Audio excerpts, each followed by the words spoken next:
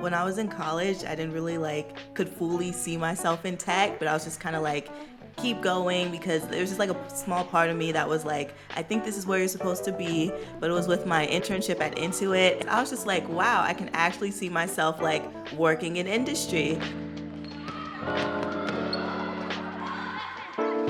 Hello all and welcome to Muko's Corner. Muko's Corner is a show about leading a life that feels more you in your life and tech career. I'm your host, Mayuko, and I invite you, as always, to come on in, sit down, grab a drink of choice, maybe it's a green tea or something today, and enjoy the show. Today on the show, we have Maya. She's a software engineer, content creator, and speaker who aims to inspire more people to get into tech. She's worked as a full-stack software engineer at companies like Intuit and Slack, where she's built features used by millions.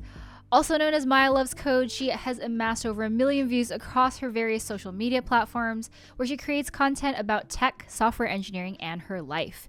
She's been featured in Khan Academy, GoDaddy Pro's documentary series, and has been a co-host for Amazon Web Services. So, hi Maya, how you doing? How has your week been? Oh my goodness, my week has been actually long and stressful. Oh goodness. Yeah, I'm working on this new feature and I'm reusing this component, but reusing it is just so tough and I just keep running into problems and I thought it was going to be so easy, but other than that, it's okay. Software engineering struggles for sure is what it sounds like. Yes. Yeah. Well, I'm so glad to have you on the show. This is actually our very first recording of 2022. So thank you for being my first guest of the year. I've been trying to get you onto the show for months and we had scheduling conflicts. My camera broke. It took, I think this is our third try and we're finally doing it. So I'm really excited. Maya and I have a lot of shared commonalities, history, but we've never crossed paths. So one of the things I really wanted to dive into was just to talk about some of the things that we've both been through. It'll be super fun. You're kind of one of the few other people in the tech and lifestyle space like me. There's really only a handful of us. Yeah, I think that's also a really unique perspective that I wanted to just chat with you about because there's really not that many people to talk about that stuff with. Yeah, no, it's so funny too. The time your camera broke, I was thinking about the TV show Catfish and I'm I wonder if it actually broke or if she's I'm excited to have this conversation. Awesome. Well, I think because, it's the beginning of a new year. Right now we're recording on January 14th. It's the second week. It's the end of the second week. How's your year been so far? I'm curious, if you set any resolutions, what your intentions are. I feel like now is still the time that people are thinking about that. So yeah, how's your year been so far? Yeah, so it's different categories of things. So I would say health-wise, I'm checking off each of those goals, being more intentional Nice. about what I eat. Yeah, I always have a goal of going to the gym, but I've actually been going to the gym. So Wow, you're doing it. That's awesome. yeah, so that has been good. Work-wise, we have a deadline coming up and we created this deadline, but it's fast approaching and a lot of things are just exploding. So that's been stressing me out. It's 5 p.m. hits and I'm should I continue working on this or should I go live my life? I That know kind that of struggle struggle. all too well. Yeah, it's funny because it's that the thing you said about there's a deadline, but it's self-imposed is I feel like the catch-22 of software engineering, where it's people want a deadline / timeline estimate, and then as soon as you give it to them, they're just okay, I'm gonna hold you accountable for this, and you're just that's not how coding works. You don't know what's gonna come up. We might have an Exactly. incident. Who knows? You really can't do that. It's just our best guess. Our team is trying to get better at creating estimates, but I'm something's always gonna come up. But I know. One of the best pieces of advice that I was given, because there was a point where I was really stressing out about deadlines too, and my VP of engineering at Patreon was when you go realistically, estimates are the most accurate when you make them, and then they just go out of date super quickly. And it was really reassuring to hear him say that because I was just really, you're not gonna fire me because I gave a bad estimate? Really, are you sure? And he was yeah, that's realistic. And I was Oh, give a sigh of relief. I love that. And I love how it came from like a higher up too, just because, they're the ones that can really lead like culture at a company. So yeah, I'm gonna Totally. use that. Yeah. Oh, please do. Yeah. Throw that everywhere. Like, be like, okay, come on now. But like, we were way more informed now. We're smarter now. We know a lot of stuff. So like, here's a realistic expectation kind of thing. Wait. So you're currently at Intuit, is that right? So I joined Slack in February of Oh. 2021. So yeah, Oh, now I'm at awesome. Slack. Oh, awesome. How have you been liking it so far? Yeah, I really like it. Like some things that like I've noticed between different companies is like how the culture can really change. And like Slack, a lot of people are more like goofy and like they love talking about their side hobbies and stuff like that, which is something I love. And then also like creating, when I was at Intuit, every time I would use Slack, I would be like, I like Slack a lot. Like this is a great product. And now to actually like be working on it is like really cool. That's really cool. And specifically, if I remember correctly, are you an iOS developer or like what kind of, or are you full stack? Because you said you have full stack experience too. Yeah, full stack. Got it. Okay. Slack is one of those companies that like I remember being like everybody wanted to work there, and I think a lot of people still do want to work there because their culture was like so different from everywhere else. It's really like amazing. And it's just like we could be in like a big meeting, like it's on Zoom, because of the pandemic and all that. But it's like you have like the CEO talking and people are like making jokes in chat. And it's just so crazy. And like, yeah, everyone's really chill, but like still super passionate.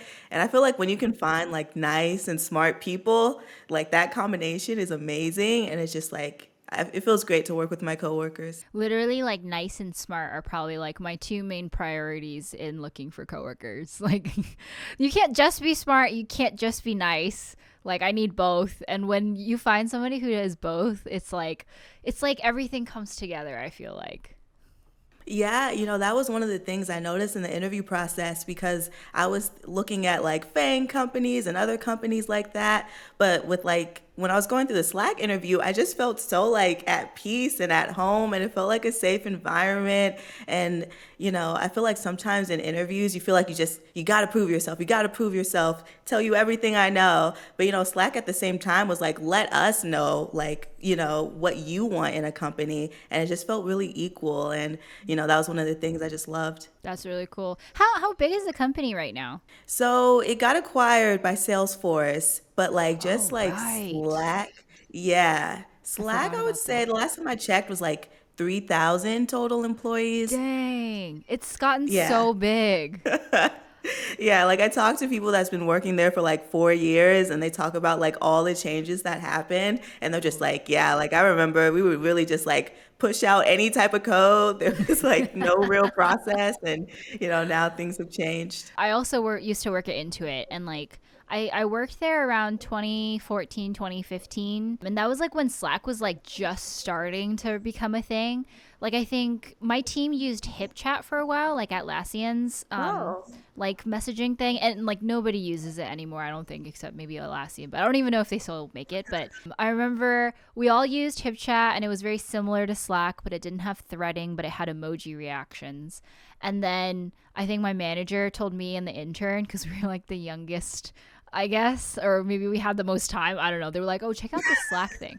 And then we made a Slack team for our team. And then we found the Jiffy extension. And then we're like, this is so cool. Like, you guys had GIFs like to your coworkers. And like, now it's like GIFs are everywhere and everyone uses memes and emoji reactions. But at the time, we were so excited and we flooded our Slack too much with GIFs that like when it came time to onboard our team, they're all like, there's only GIFs here. Like, what are we supposed to do? And it didn't get adopted for like months after that because we had too much fun with GIFs. That's me though. Like all at work. That's like the way I communicate. Like my love language. I Like it's all just know.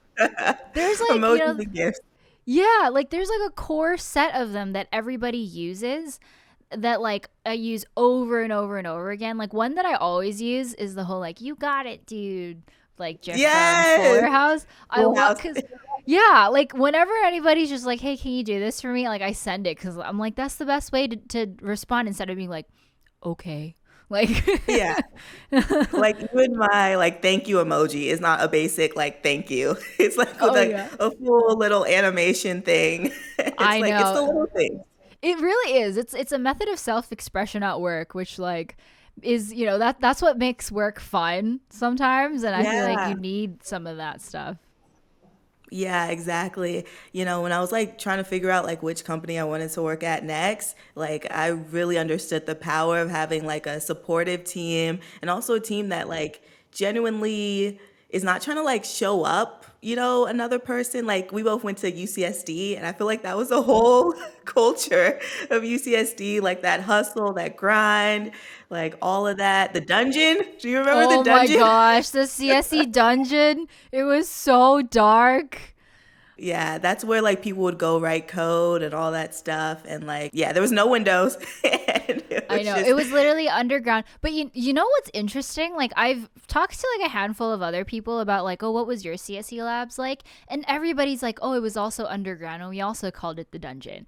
And so I'm just like, why are these wow. schools shoving these CSE majors underground to code? Like we need sunlight like everybody else. Like we're also human beings. Don't I thought it was interesting that I was like, why are we all underground? Like why can't we be out in the open with beautiful Yes, windows? exactly. Some, like, I think like the medical school had this like beautiful library, I like all that stuff. know. So pretty. Like I oftentimes was just like sometimes you had to go to the CSE labs to do your programming assignments. Actually a lot of the time that you did, but anytime that I didn't have to, I would go to like Geisel third or fourth Yep. floor because it was so pretty, or go to the biomedical sciences library because it was so pretty. And it's like every chance I had, I would try to leave the dungeon. No, that was smart going to the third floor because the second floor of the library was always so like hectic So and hectic, like so many people, no view. yeah. And I think it was Yeah. open like 24 hours, so people would really like pack a bag. They would And sleep there. I know. Like literally like all of us UCSD students were like so desperate in so many different ways, especially the ones who studied like engineering or STEM or anything. Okay, wait. speak So, on it. yeah. For context, yeah, we both went to UCSD. We both studied You studied computer science too, right? Yeah, we both studied computer science. We both worked at Intuit, but we never crossed paths. We never met each other. When were you at UCSD? I was at UCSD. I started in 2014 and graduated like Oh. 2018. Literally, like we eclipsed each other because I was there from 2010 to 2014. But like Oh wow. I think though, like we probably all had the same professors and like a lot of the same programming assignments and stuff. I wanted to ask, like, how was your time at UCSD? Oh goodness. Let's start with the positives. Yeah, let's start with the positives and then we'll really get into it. Like you might have had to dig, but there were some like really amazing people that I'm still in contact with today. And like even some professors, like did you have Professor Mia Minez or Christine I Alvarado? didn't. Those two I really wanted to, but I think they started teaching more of the like under lower div classes after I left, which was I was so Oh, sad because I was like I think I had one woman professor, but like it was crazy. 151. I think it was like introduction to AI, and her class was so hard, and I never like really related to her. But I heard the second one. What was her name? Oh, Christine Alvarado. I heard she was really like awesome, so I was sad that I She didn't get has to my take her. heart. Oh, I'm so jealous. That's awesome, though. I'm glad. Like, what does she teach? A lot of classes. So I remember data structures and algorithms. I took her advanced one, but she also did CSC 12 as well. And I know you took that with Nice. Gary. I took 12 with Kube, actually. Oh, Um, did you tutor for Gary? no, I never tutored for anybody because I had a really low GPA. That was me. That was me. But you see, Mia Minez, like she like I took like an extra quarter to do Mhm. stuff and all that, and she was like, "Yeah, come tutor for 8A," like like the introduction class. So Yeah, even with my GPA, she still took me, and it was like that's such an so amazing time nice. tutoring. So Oh my shout out gosh. Mia. Yeah. Oh my gosh. I'm not gonna name names, but the professors who were like, you cannot be a part of the tutoring program if you don't have above 3.0 did make me feel bad, and I felt really dumb. Like while I was at UCSD because of that. Because all the really smart kids like became tutors, and it was like a Yep. paid position, and they had like banquets and like offsites and retreats, and it was like this exclusive Yes. club. Oh, I'm like still kind of Yes. bitter. No, I feel that like they kind of felt like a clique in a way. And like I know Yeah, some professors, they would bring people in industries. Like some people could get jobs if they were like a tutor I for a certain know. professor.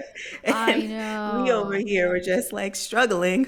Yeah, oh totally. I think like I only had maybe a couple semesters where my like quarter GPA was above 3.0, so it wasn't even like reachable for me. And like, now we can say we turned out fine. Like we're Yes, thriving, we're doing great. But it's like, easier to talk about now. yeah, oh yeah, definitely. At the time, I think if you asked both of us, we'd be like, We don't want to talk about it." Like, but Yeah. no, so shameful. But yeah, oh, Yeah. that's such a vibe. That's so funny. Like, that's something that like still kind of irks me to this day. And I think it has actually shaped me to be who I am. Of like, oh well, I wasn't allowed to be in the tutor space, so I'm just gonna kick ass when it comes to getting a job and like getting a Yeah. great career. Yeah, no, UCSD was super, super stressful. And also the quarter system, like the quarter system is just Ugh. so much faster. Like after your first midterm, it's really just downhill. Like it's just test Oh, after test. seriously. And midterm one hits like week 3. So then, like, Yeah, 7 weeks of the quarter, you're just like, I hate my life. This sucks. And I regret being CSE to begin with. yeah. And like also the culture there. Like if you were really great at programming, you were like a god. Like people would actually call you like there was one guy, they were like Todd the God, because he was really good Really? at programming. Yeah. No way. I'm realizing it's a big byproduct of being at like a really large research institution. And like I've heard now that like UCSD is just bursting at the seams, and they just like CSC became impacted. I don't know if when you joined it Yeah, was it did. impacted. Yeah, if it was impacted when I joined, I would have gotten. And so luckily I slid in there. But like it's We did impact. it. I know we did it. We made it, Maya. Like we did it. But like now it's impacted, and even still, even if you're in the major, it's incredibly difficult to get in. And like I don't know if you remember, there was like a math CS major and like all these Yeah. adjacent ones. Yeah, those are also impacted because everyone's like, I just Wow. need a slice of the pie. Which like when we were there, I already felt like it was really competitive, and I can't even imagine what it feels like to go there now. Yeah, and then like all like the weeder courses that we had to Oh, do. CC Oh, 30. oh, that was so So hard. hard. Did you take compiler construction, or were you able to like sneak out of that? Because I know they changed the requirements for graduation. I was able to sneak out of it. I was one of the lucky ones. Yes. I would not wish that class on anybody, unless you like it, of course, which there are people who like it. But I actually got a D in that class. Yeah, I feel you. That was me in CC 30. Like, that was Yeah, and then so hard.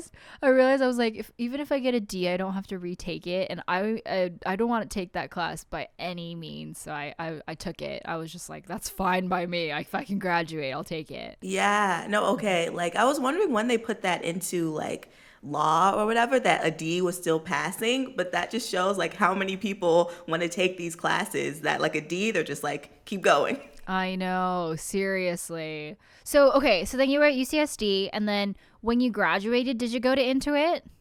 Yeah. Girl, we're the same. Literally the same. Did I you also intern it? interned. Okay, I Oh, was did gonna you? ask. Yeah, I did too. Okay, wait. Which part of Intuit did you work at? So for the internship, I did the one in San Diego. So I was working on like TurboTax. Did you Me also? too. Yeah. This is amazing. Seriously. Wow. Okay. Yeah, so you worked at Yeah. TurboTax for your internship, and then what about for full time? And then full time, I came to the Bay Area, and that's when I worked on QuickBooks Live, which was like a new service they were bringing out. What about you? I'm the same. I did the internship in San Diego, and then I did the rotational program, but like they Oh, killed it, like while I oh, was in it actually, which was really unfortunate. Literally, like we were in our first, it was like a 2-year program, right? You're supposed to do like four rotations, 6 month each. And then during the first rotation, they were like, we're pulling the plug. And we're all just like, we wow. chose this offer because of this program. And if you're cutting it, we either like we should get compensated in some way. I And love so it. yeah, and like there were some really vocal people, and I was kind of just like, I kind of like the team that I'm on, so I'm actually okay with it.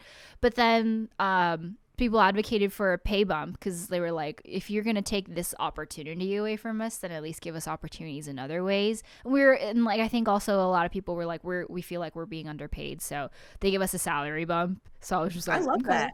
Yeah, I was like, I'm glad that I have like such cool peers who advocate for themselves because I'm benefiting from it too. But yeah, so I did my first year post grad at in TurboTax in San Diego, and then my next rotation was at QuickBooks Mobile Wow, before okay. QBSE and QuickBooks Mobile merged.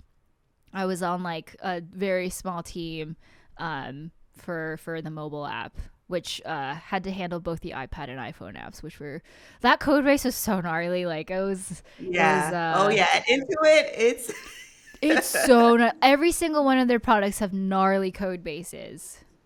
yeah, like, you see comments like, "Don't touch this, we don't know what it does." I know. They're like, this one guy built it 5 years ago and he's gone Yeah. now.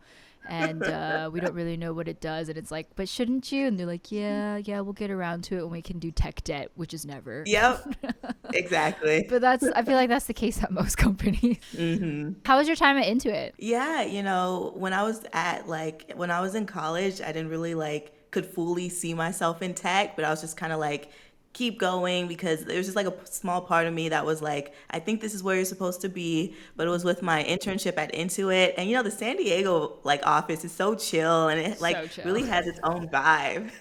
And Mm-hmm. with my coworkers, I was just like, wow, I can actually see myself working in industry. So I felt like after that internship, I had it even my junior year, just because my first 2 years, I was like, why would someone want to hire me? I don't know calculus. Like I was just saying all these random things.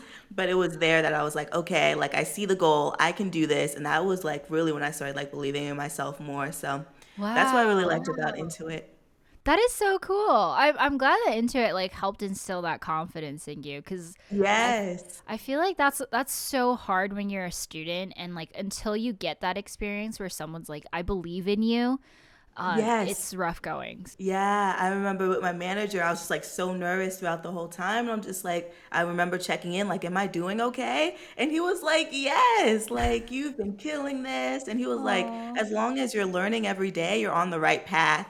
And shout out Paul, I held on to that. And yeah, it was really beautiful. I think Intuit also was like the place that instilled confidence in me too because I think I was just such like a poor performing student even though I literally gave it my all. Like it's not like I didn't care. It was just like I really was just Yeah. bad at it and the way that like tests happen and programming assignments happen like I couldn't keep up and it was really hard. But once I started working, especially at the internship and doing well, and I was just like I can do like it's like I have like a other advantage, competitive advantage that I know how to work and like even though I'm bad Yes. at school, if I can work like I mean ultimately I want to work after college, so like that was like the light at the end of the tunnel for me. Yeah, I saw some of the other skills that I had, but it just didn't shine in college, like Right. communication. Like I can communicate to designers for them to understand where we're at, to also PMs, then also documentation. Like I would always keep very detailed notes, and it's helped other coworkers come up to speed. But when you're taking a class about architecture, those skills are not really needed. Like you just need to know the difference between an or and an and gate or whatever. Oh my gosh. Okay, so like one of the things too that like we recently were just talking through Instagram DM, I think, or something, was like so I've been conducting research about like what it's like to work at like different companies slash like how do you make career decisions. And actually by the time that this is out, maybe the video is gonna be out, but it's a video about like why does everyone want to work at FAANG? And you kind of mentioned like, oh, there was that pressure for me too while I was at UCSD. So can you talk a little bit about that? Yeah, I think that was everyone I talked to, their dream company was to work at Fang.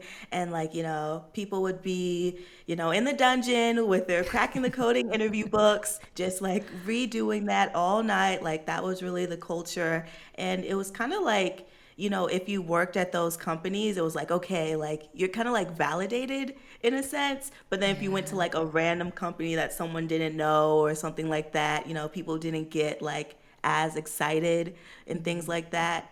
And then even now, when I went through the interview process, like, so for me, I failed the Google interview twice. But then this last time, like, I put in the work, I studied so much, it was actually crazy, and I got like an offer, and everyone was telling me, like, go to Google, do FAANG. But then, like, there was another part of me that was like, I think I would really like Slack. So I even had to go through that, like, where do I go type decision. Wow. So you turned out Google for Slack. That's like something that, yeah, I would imagine a lot of people are like, why would you do that? Yeah, like I would like to make a whole video on it because I sometimes people in my comment section are like, "Why? Like, why would you ever do that?" But it was just like so many different factors. Do you want me to kind of talk about like Yeah, some of yeah. them? I'm curious. Like, what are some like? How did you decide? And like, give us a little sneak preview of what's going to be in that video. Yes, I got you.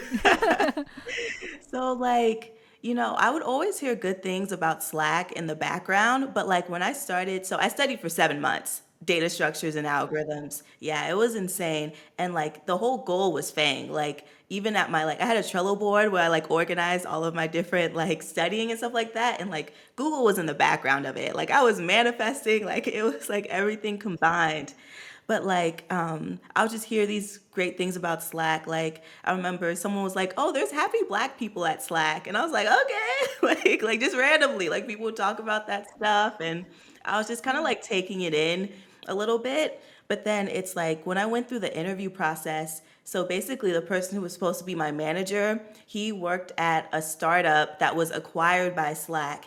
And he was just one of like the coolest people ever. He was also black. He had like a great personality. Like I remember going to the interview and like when his camera came on, like the preview thing was like his face on like a caterpillar. And I was just like dying before the interview even started. Like was super smart. Like, but also like, that smart and kind thing that we were kind of Yeah. talking about. And like there was so much diversity. Like, my current team has like 3 Black people on my team. And like when I was joining as well, like both the team leads were women. And I was just like, what in the unicorn is happening at Slack? Seriously. That's amazing. I mean, unfortunately, it's amazing because we would like it to be more common, but like, that's really awesome. Yeah. And like, other things as well. Like I felt so comfortable in the interview process. But then at the FANG companies, like I won't say the FANG company, but like when I got interviewed for the on-site, it was just all male, like straight up every single interview. And I was just like, that feeling of like, trying to prove myself. And then also like I did a lot of front end at Intuit, but I was still kind of curious with back end. And, for some companies, I was going to be straight back end or straight front end. But, with Slack, they were just like, oh, you can do both. Like, even though they do have specific titles, they were like, whatever part of the code base you want to touch, like, go ahead. And I was just like, great. And even the pay, I think sometimes people think FANG pays the most. And some companies were like, okay, we can match this. But for like the initial offer, Slack was like the most. So that's something Wow. else. Yeah, to put out there. And it was just like so many different like combinations of things. Also heard at like some FANG companies, like sometimes you would have to focus on like one thing a lot just because there's so many different people there. So you might just be doing like straight CSS, like that's your specialty. And I was like, I don't know if I want to specialize in something yet. Like I still want to explore and figure things out. So, and then I was also thinking like with my team at Slack, I'm like, this is something so rare. Like I've never worked with anyone that looked like me before. And I was like, I'm still so young in my career. If 2 years from now I want to go to any of these FANG, they are still there. It would That's still be the so same true. thing. They're not So, going yeah. anywhere. Yes. So those were some of the factors, but it was still super tough. Like I was back and forth, pros and cons list. But I realized at the time I was going to go to FANG for the name. That was what they had going for them, that it was a FANG. But then for Slack, it was so many things that are like true to Maya, like to me, I found it there. So like even after the like interviews, like the my manager reached out, people on the team, like they all sent emails to me just saying like we would love to have you on the team. And like those little things, I was just like, okay, like it feels like it was like heart and head situation of where Right. to go. Yeah. I mean, yeah, because it's like, I think more and more we're all I don't know. I mean, I'm guessing more and more. Like, we're all trying to find a place that makes us feel good about where we work. Like, Yeah. both about the work that we're doing, but also working with people that makes us feel good too. Cause like difficult coworkers, I think is one of the things that's most stressful about a job. And like, Yeah. if you can work with people who you enjoy working with, who are really smart, who you can learn from, and who are kind and like really generous with their time and energy to like help you and work together and stuff, like it just makes your life infinitely better, I feel like. Yeah, it's like that safe environment to ask a question like, are you gonna be stuck on this for a day because you feel comfortable to speak up? Or is it gonna be like 2 weeks just because you like it's just not that safe space? Totally. Yeah, for sure. Well, I'm so glad you're happy at Slack. I think that's a really good story for anybody who's listening or watching who's kind of torn between two companies. Like, I think the type of reflection that you did and like figuring out what really works for you and what you really need is ultimately going to be the right answer. Yeah, exactly. And it's even if you're in you're young in your career, like it's not like you have to stay at a company for like 20 years. Like you can Right. always switch. And even in tech, it's so common. People stay 2 years and then they're on to the next. So it's like you'll have your time to go to whatever company you want. That's so true. Life is actually very long. And like if you think about all like if you even if you think about software engineering is only a 20-year career, which is pretty short compared to other like professions, probably going to work at still 10 different companies, which is a lot. Yeah. I mean, that's kind Yeah. of the trick to it, how you can get better pay too. They say like Yeah. if you stay at a company longer than 2 years, you're really just missing out on pay, which is, also insane to think about. But I know. Yeah, definitely. Well, thanks so much for sharing that. I'm looking forward to the video and also like, all of your socials and stuff will be linked in the description box or the show notes, but I did want to talk a little bit about kind of your content creation, Instagram, yes, TikTok, YouTube stuff cuz I mean that's kind of how we met, I guess, more or less. Yeah, like that yeah. I don't remember exactly when we started talking to each other or anything like that, but yeah, tell me about that. Tell the audience about like what do you do, like kind of what types of content do you like making, that kind of thing. Yeah, my first video on my like tech channel is was like my first day at Intuit. I was just so like proud of myself and I was like, wow, like I made it. So I like took out my camera and I was just like, I just want to film this moment, for me. But then it was like later on, I was like, you know what? I could actually like share this with people. And like, I feel like now I was in a space in my life that I could also, talk about my tech journey and hopefully like inspire people who are like struggling just like how I was. So that was kind of like the initial, thing that got me into it. But like I've always loved like creating videos and the creation process. Like I would just always do it like for fun, like as a kid. So like that was one thing. But yeah, I like talking about like, like my life as a software engineer, like day in the life type stuff to also just like giving advice. I'm stepping into like tech reviews a little bit, so that's something I I want to do. saw. Yeah. Yeah, just all things tech, software engineering, and also lifestyle too. Like the first couple of weeks of this year, I was kind of like struggling with like a whole bunch of stress. So I'm like, I kind of want to do like a whole reset routine type of video. So like, anything I want to create, For really. sure. Yeah, definitely. I love this type of content that you make because it's like really, really helpful for anybody who's like trying to get into technology. And I also love that you bring so much of you into all of it too. You tell your own story, you talk about what's actually helped you and what hasn't helped you. And you're just so like unabashedly you, which I think is awesome. Thank And you. like I'm so proud to share this space with you because like I think other YouTube verticals and stuff, it's all about competing against each other. But really, in our space, like the more different types of people, the more voices we have who share about who they are and their tech journey and stuff, the better. Because everyone, like, you can watch me and Maya. Like that's the beauty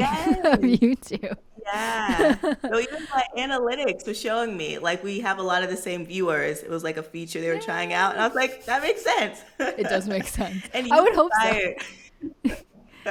You've inspired my videos too. Like Oh, recently did a video like my computer science degree in like 12 minutes, and like I watched your video on that and like someone else's. But like, yeah, I I gotta love watch this. that because we did the same degree, and I'm so I curious know. about your takes. It was me just Amazing. like bashing all the calculus classes we have to take. Because like Oh, the why? 20 series, Math 20 series. Seriously, why? Like, why do we Failed have to do it? again. How funny. Yeah. All right. Well, Maya, I think that's actually it for the show. So thank you so much for being on it. Where can people find you on the internet? Yeah, so my YouTube channel is after my name, Maya Bello. And then on TikTok, Twitter, Instagram, my handle is Maya Loves Code. So yeah, would love if you would follow. Like and subscribe, follow, comment on all their stuff. Everything will be linked again in the description or the show notes, so definitely check her out. You can also listen to this episode of the Muko's Corner app through your favorite podcasting platform. Thank you so much again, Maya, and thank you so much for listening, and hope you have a great one. Bye.